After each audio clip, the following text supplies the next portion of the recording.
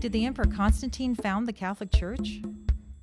A claim that you often encounter in the writings of certain anti-Catholics, particularly among fundamentalists, is the claim that the Emperor Constantine founded the Catholic Church.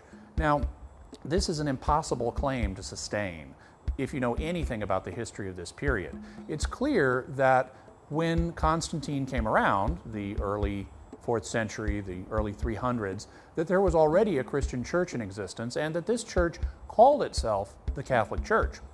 Elsewhere, we've talked about the fact that the term Catholic actually dates to the second half of the 1st century. So the church had already long been identifying itself as the Catholic Church.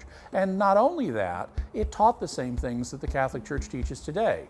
If you look at the teachings of the fathers of this period on issue after issue, from the Eucharist to baptism to the authority of the Pope to the unique role of Mary, on just subject after subject, the Church Fathers can be shown long before the time of Constantine to be espousing the same views that the Catholic Church teaches today.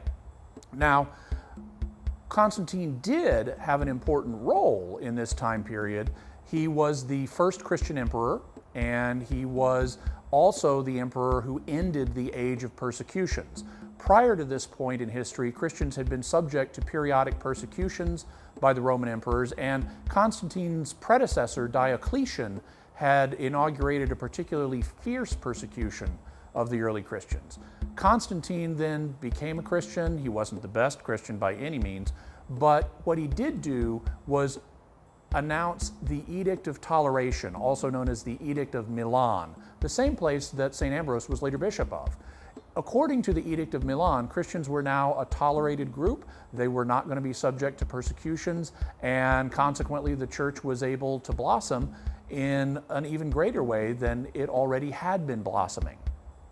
Some people have the idea that Constantine made Christianity or Catholicism the official religion of the empire. That's not true. Eventually, Catholicism did become the official religion of the state, but that's something that occurred later on. All Constantine did was announce toleration. That was something they were fortunate to have in their day, and it's something that Christians are fortunate to have in our day as well, when in so many parts of the world the church is again facing persecution.